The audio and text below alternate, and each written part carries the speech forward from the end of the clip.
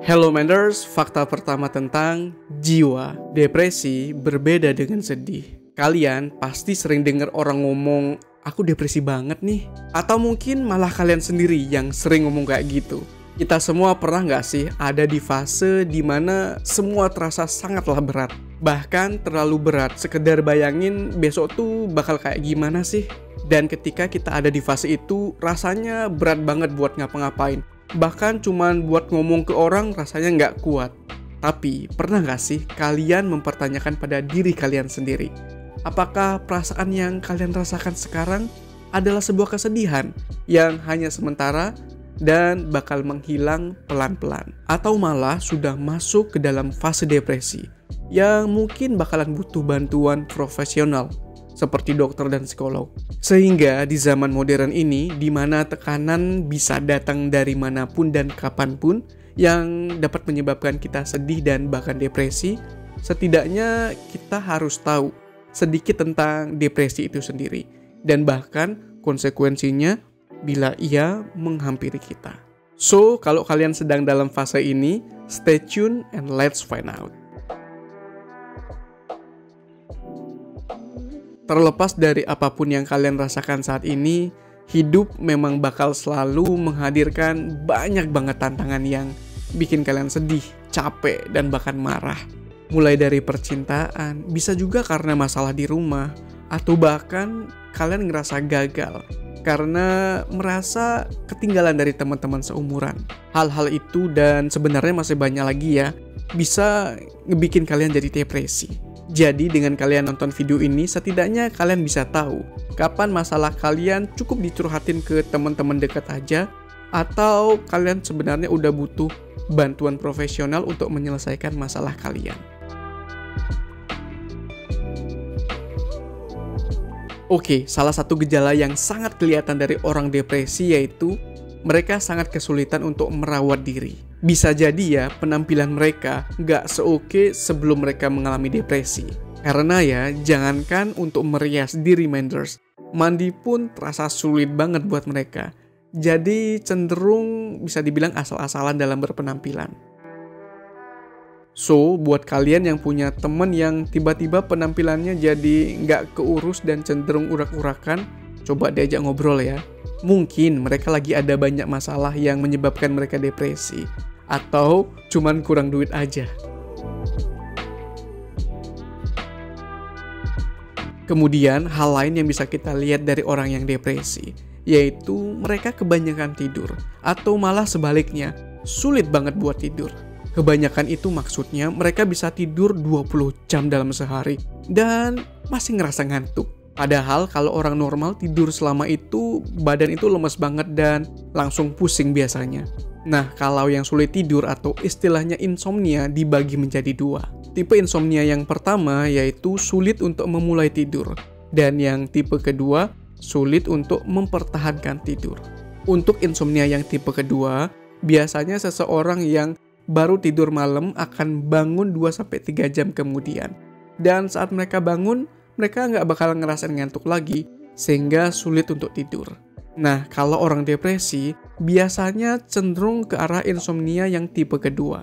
Kalau tipe pertama, lebih dominan pada orang-orang yang mengalami gangguan kecemasan. Tapi pada penderita depresi, baik tipe 1 maupun 2 sebenarnya bisa saja terjadi. Ya, intinya bayangin aja seberapa capek para penderita depresi ini akibat kurangnya tidur mereka.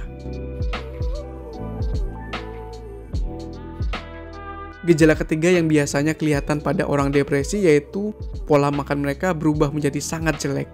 Mungkin ya, yang sebelumnya dia itu pola makannya itu baik banget. Makan 3 kali sehari, makan yang tinggi protein, tinggi serat. Namun tiba-tiba berubah. Jadi makannya itu lebih sering dan lebih ke arah junk food. Makan yang terlalu manis atau kurang serat. Dan bisa juga malah kebalikannya loh. Bisa jadi dia gak mau makan sama sekali. Itu bisa jadi tanda-tanda orang menderita depresi. So, kalau kalian punya teman yang gak mau makan dalam beberapa hari terakhir, tapi bukan karena diet ya, bisalah sesekali dikirimin GoFood, dan kalau bisa sekalian disuapin ya. Karena kadang-kadang udah dikirimin makanan nih, tapi tetap aja nggak dimakan karena nggak nafsu. Kalau hal itu sulit banget buat kalian lakukan untuk teman kalian, minimal bisa di chat deh, tanyain udah makan apa belum. Oke, gejala keempat yang bisa diamati pada penderita depresi yaitu kehilangan minat. Jadi mereka itu udah nggak suka atau nggak minat lagi melakukan hal-hal yang ia cintai. Misalnya hobi-hobi mereka.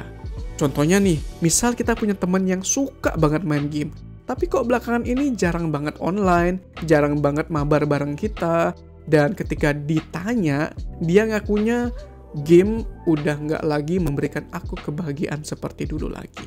Jangan dianggap no life atau bercandaan ya minders, itu bisa jadi pertanda depresi. Tapi beda konteksnya ya, kalau dia bosan sama satu game itu aja, dan game-game lainnya masih bisa bikin dia bahagia, berarti itu bukan depresi. Oke, kita lanjut ke gejala berikutnya dan gejala terakhir. Dan ini merupakan gejala yang paling berbahaya, yaitu pikiran untuk bunuh diri. Orang nggak selalu mau terbuka ke orang lain terkait pikiran semacam ini. Tapi kita bisa lihat dari hal-hal yang dia omongin. Contohnya nih, mereka tuh sering ngomong, kayaknya enak banget buat tidur ya, dan nggak bangun lagi.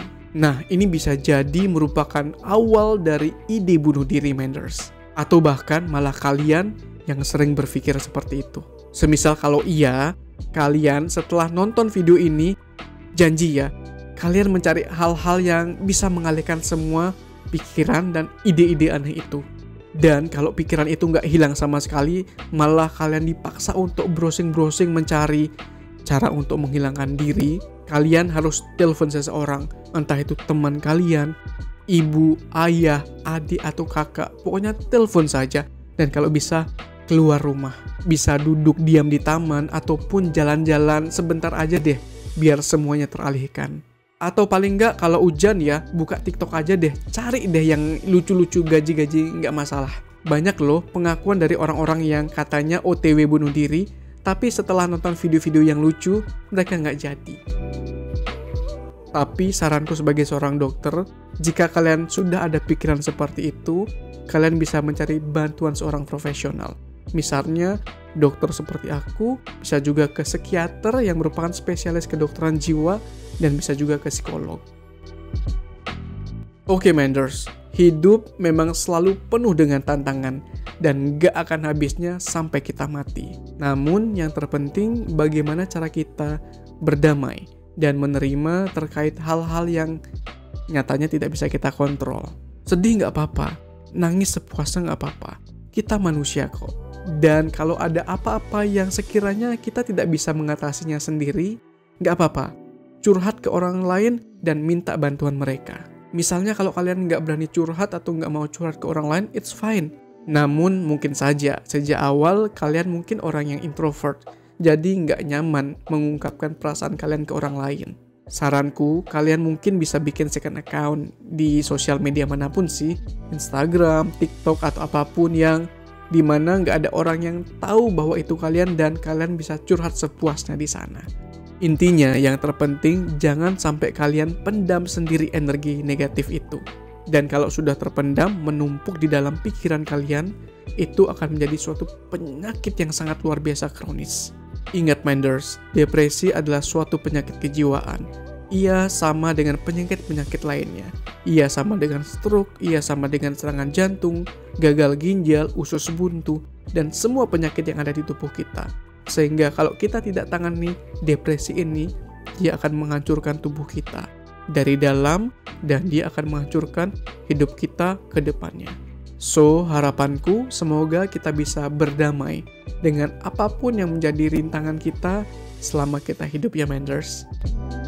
Oke, sekian video tentang jiwa kali ini. Like video ini kalau kalian suka, dislike juga boleh. Tapi jangan lupa subscribe ya, karena subscribe membuat kalian bahagia. Gak sih, sebenarnya aku yang bahagia karena tambah semangat bikin videonya. Seperti biasa Menders, last question. Yakin kalian hanya sedih atau malah sudah depresi? Lanjut di komen ya.